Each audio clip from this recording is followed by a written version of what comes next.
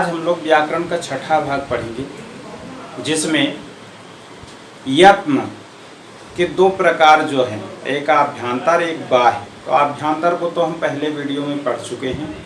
आज आभ्यंतर के यत्न के अंतर्गत आने वाले बाह्य प्रयत्न के बारे में पढ़ेंगे। चलिए शुरू करते हैं। देखिए, सबसे पहले यत्न। यत्न क्या है? यत्न दो प्रकार के हैं, एक आभ्यंतर प्रयत्न और दूसरा बाह्य प्रयत्न। यत्न है वर्णों को उच्चारण करने के लिए जो हम प्रयास करते हैं, जो अंतःकरण से प्रयास होता है। वो प्रयास दो जगह है, एक तो अंदर होता है, दूसरा बाहर होता है। एक वर्ण का उच्चारण करने में दो जगह हम प्रयास करते हैं, एक अंतःकरण से, एक बाहर। तो अंतःकरण के प्रयास को आभ्यंतर प्रयत्न कहते हैं, बाहर के प्रयास को बाह्य प्रयत्न कहते हैं। तो आभ्यंतर प्रयत्न के बारे में इसके पहले हम लोगों ने पढ़ा है। आज हम लोग पढ़ते हैं बाह्य प्रयत्न के बारे में कि बाह्य प्रयत्न क्या होता है। तो देखिए, सबसे पहले ये हमारे पास 6 बाह्य प्रयत्न यहाँ लिखे थे। खर प्रत्याहार अंतर्गत आने वाले वर्णों का बाह्य प्रयत्न विवार, श्वास, अघोष होता है।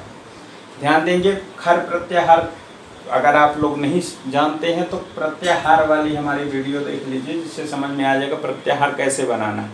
इसको मैं हिंदी तरीके से भी बता दूंगा, हिंदी वर्णमाला से हम कैसे जानेंगे कि विवार, श्वास, अघोष किनका होगा। पर इससे अगर कर लेंगे तो बहुत सरल, थोड़ा सा याद रखना। खर का विवार, श्वास, अघोष प्रयत्न होता है। खर वाले वर्ण क्या है, प्रत्याहार में मैं अच्छी तरह समझाया हूँ तो समझ जाएंगे। फिर हस प्रत्याहार अंतर्गत आने वाले वर्णों का संवार, नाद, घोष प्रयत्न होता है। संवार, नाद, घोष प्रयत्न होता है। तो अब ये जान लीजिए, जिसमें पूरे जो है हमारे व्यंजन वर्ण आ जाते हैं। खर और हस प्रत्याहार के अंतर्गत पूरे व्यंजन वर्ण आ जाते हैं। तो देखिए, विवार का अर्थ क्या होता है? विवार मतलब होता है मुख का विकसित होना, विकृति आना मुख में। श्वास का मतलब होता है श्वास का चलना, और अघोष का मतलब होता है गर्जना ना होना। ऐसे वर्ण जो है खर प्रत्याहार के अंतर्गत आते। खर में कौन कौन से आते? खा, फा, छा, ठा, था, चा, टा, ता, का, ब, सा, सा, सा, इतने वर्ण आते। संवार में इसमें हस प्रत्याहार अंतर्गत आने वाले जो वर्ण हैं वो कौन कौन से हैं? हा, या, वारा, ल, या, म, ग, न, झ, भ, घ, ढ, ध, ज, ब, ग, ड, द, इतने वर्ण आते हैं। इनका संवार, नाद, घोष प्रयत्न होता है। संवार मतलब होता है मुख में थोड़ी सी संकोचपन, संकुचित होना। नाद माने एक अलग सी ध्वनि उत्पन्न होना। घोष यानी गर्जना होना। ये अघोष वर्ण थे जिनमें गर्जना नहीं होती थी, पर इनके उच्चारण में गर्जना होगी। अब थोड़ा सा हम आपको बता दें, अभी बहुत सारे 11 बाह्य प्रयत्न है। बाह्य आभ्यंतर प्रयत्न की संख्या है 5। आभ्यंतर प्रयत्न 5 हैं और बाह्य प्रयत्न हमारे कितने हैं? 11 हैं। तो अभी तो हम केवल 6 को ही पढ़ रहे हैं। तो देख लीजिए, पहले हम थोड़ा सा ये जान लेते हैं कि खर में कौन कौन से वर्ण आएंगे हिंदी वालों के लिए, जो हिंदी वाले भी सरल से समझ जाएं। तो बताए दे रहे हैं, ये खर प्रत्याहार के अभी वर्ण बता रहे हैं। खर में कौन कौन से आएगा? पहला, दूसरा, ध्यान रखिएगा। का, खा, फिर चा, छा, टा, ठा, ता, था, पा, फा। पहला, दूसरा, का, चा, टा, ता, पा, खा, छा, ठा, था, फा। ठीक है। और इसके साथ तीनों सा आएंगे। तीनों सा में सा, शा, सा, ये तीनों सा, ये हमारे कौन से वर्ण है? खर वर्ण। ध्यान रखेंगे, हिंदी वालों के लिए सरल में कर दिया। खर प्रत्याहार में अगर हमको ये होता कि अब कैसे याद करें, खा, फा, छा, ठा, था, चा, टा, ता, का, प, इस तरह जो है बोलना, तो सीधे से ध्यान रखेंगे तीनों सा आएंगे और पहला दूसरा वर्ण आएगा। का, छा, टा, ता, पा, खा, छा, ठा, था, फा। चाहे ऐसे याद कर लें, चाहे ऐसे का, खा, चा, छा, टा, ठा, ता, था, पा, फा। सरल काका गागा है, कोई बड़ी बात नहीं। ठीक है। हस प्रत्याहार, हस प्रत्याहार में कौन कौन से वर्ण आएंगे थोड़ा से ये भी देख लेते हैं। तो देखिए, हस में आएगा तीसरा, चौथा और पांचवा वर्ण। कौन कौन से आएंगे? जैसे गा, जा, डा, दा, बा, ये हो गया तीसरी लाइन का। फिर घा, झा, ढा, धा भा भा। फिर पंचम अक्षर में कौन कौन से आएंगे? ङा ञा णा ना मा। देख लीजिए, गा घा ङा जा झा या टा डा ढा णा दा धा ना बा भा मा। चाहे ऐसे बोल दीजिए, चाहे ऐसे बोल दीजिए, गा जा डा दा बा, घा जा ढा दा भा, ङ या णा ना मा। ये वर्ण, और साथ में क्या आएगा? हा या वा रा ला। ये वर्ण इसमें छूटे हुए थे, इसमें आ गए। ये हमारे हस वर्ण है, हस प्रत्याहार के अंतर्गत आने वाली ये वर्ण। तो ये समझ जाएं, ये हिंदी वालों के लिए जो हस प्रत्याहार में कहेंगे हा या वा रा ला या म गण न झ भ घ ढ द ज ब ग ड द। ठीक है, इतना हम कैसे बोलेंगे ये सब? तो इसके लिए सीधा सीधा है, तीसरा अक्षर, चौथा अक्षर, पांचवा अक्षर। ध्यान रखें, हा या व र ला, इतने वर्ण ये हस प्रत्याहार। इनका प्रयत्न क्या होगा? बाह्य प्रयत्न संभार नाद घोष। हस में जो आते हैं वर्ण, इनका क्या हुआ? संभार नाद घोष। और जो खर में आते हैं, पहला दूसरा का क्या होगा? विवार श्वास घोष। यानी इन वर्णों का उच्चारण करने में मुख की विकृति, श्वास का चलना और अधिक गर्जना न होना। अघोष यानी अधिक गर्जना न होना। और इन वर्णों के उच्चारण में हस प्रत्याहार अंतर्गत आने वाले वर्णों का संवार यानी संकुचित, नाद यानी एक अलग सी ध्वनि उत्पन्न होना, घोष यानी गर्जना होना। ये वर्ण होते हैं हस प्रत्याहार वाले। इस तरह की इनकी वो होती बाह्य प्रयत्न।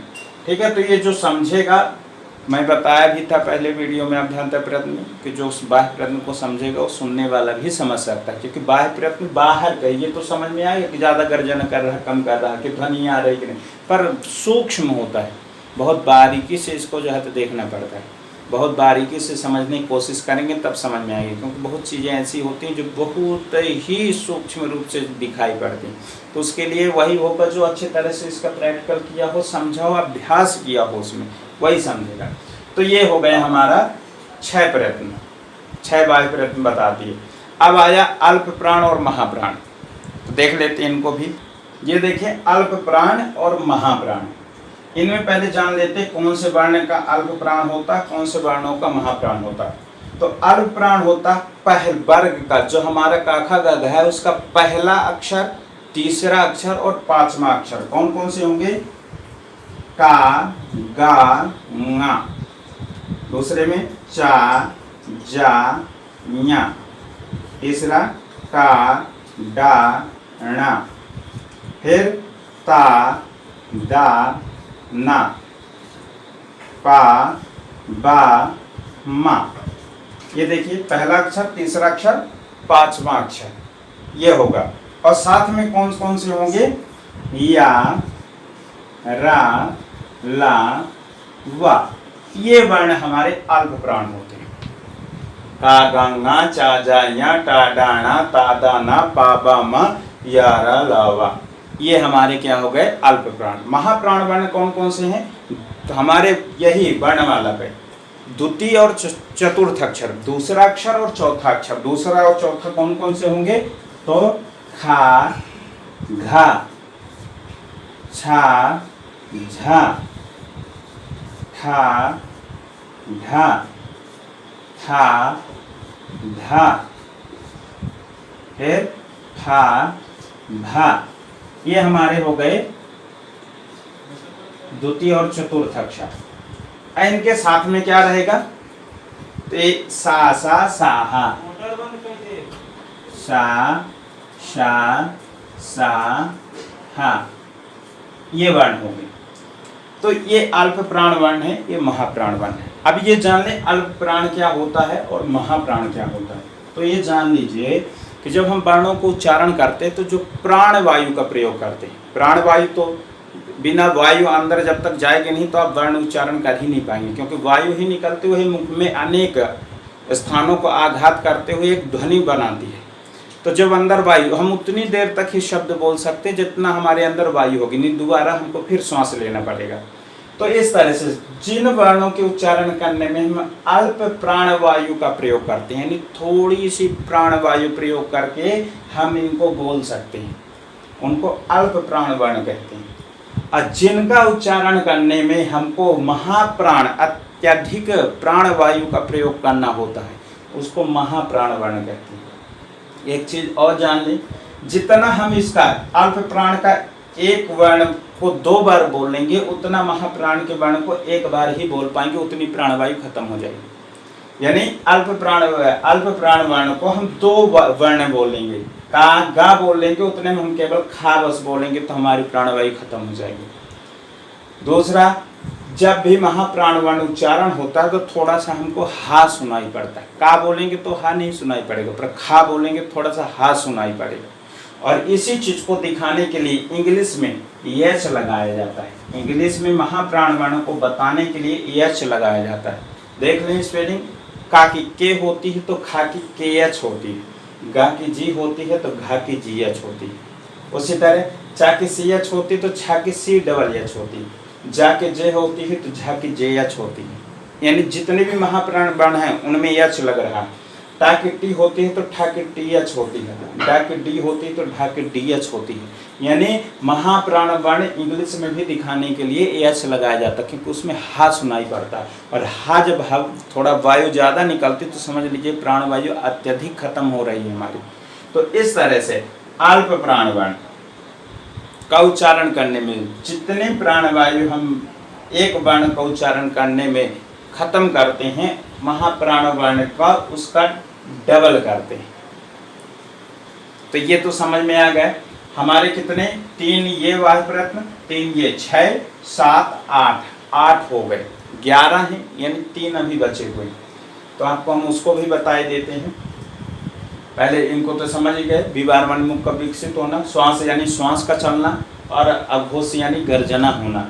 तो ये खर प्रत्याहार अंतर्गत आने वाले वर्ण हैं, जिनको मैं हिंदी वर्णमाला से भी समझा दिया हूँ। खर में कौन कौन से वर्ण आएंगे, और हस संबार नाद घोष वर्ण है, संकुचित एक अलग सी ध्वनि होना और गर्जना होना, ऐसे जो वर्ण हैं तो हस में आते हैं, ये भी बता दिया हूँ हिंदी वर्णमाला से भी कि तृतीय चतुर्थ और पंचम ये वर्ण होते करते हैं। और साथ में हमारे जो है तो हा या वर ये सब आ जाता है, हा या वर ला, ठीक है। तो ये वर्ण हो गए। अब अल्प प्राण भी जान गए, महाप्राण रह गया 3 और।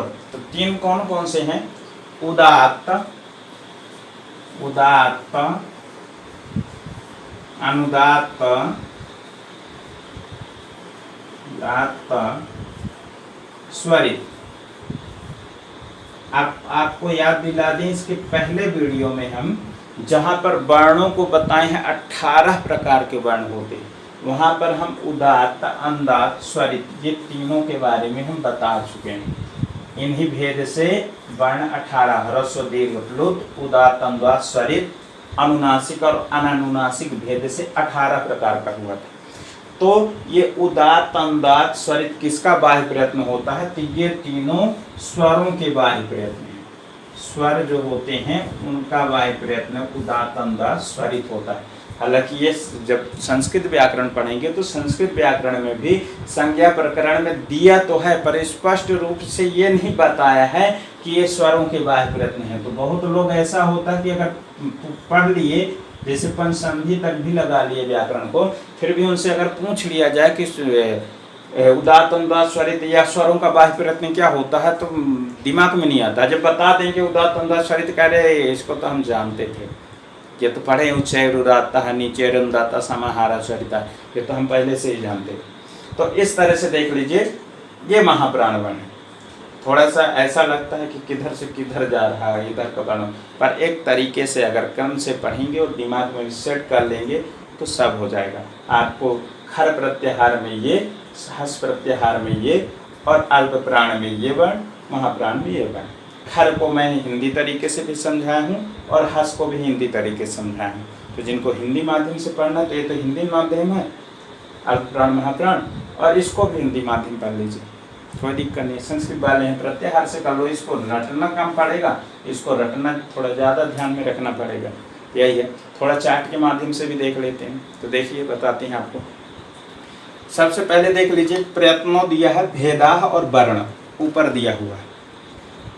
इनमें देखिए आभ्यांतर प्रयत्न के बारे में बताया है, स्पृष्ट, ईषत, स्पृष्ट, ईषत, विवृत, विवृत, समृत, ये मैं पहले बता चुका हूँ। स्पर्श वर्ण का से लेकर के माँ तक के हैं, इनका स्पृष्ट प्रयत्न होता है। अंतस्थाह वर्ण यारा लावा है, इनका ईषत स्पृष्ट प्रयत्न होता है। और यहाँ पर देखिए ईषद विपरीत ऊष्म वर्ण का है, ऊष्म वर्ण सासा सा है, मैं इनको विधिवत जो है तो आभ्यंतर प्रयत्न में समझा चुका हूँ। विवृता स्वरों का है, और समृत ह्रस्व आकार का प्रयोग में होता है, तो ये मैं समझा चुका हूँ। एक देख लीजिए आप बाह्य प्रयत्न जो आज हम पढ़ेंगे, विवार श्वास आघोषाश्चा, यानी विवार श्वास आघोष एक खर प्रत्याहार अंतर्गत आने वाले वर्णों का है। खा फा छा ठा था चा टा ता का पा सा सा सा, इतने वर्ण जो मैं बता दी, पहला दूसरा और तीनों सा। संवार नाद घोष, इन बाह्य प्रयत्न हस प्रत्याहार अंतर्गत आने वाले वर्णों का। हा या वारा ला या मंगाण न झभ घढ़ द जब गढ़ द, इतने वर्ण हैं, ठीक है।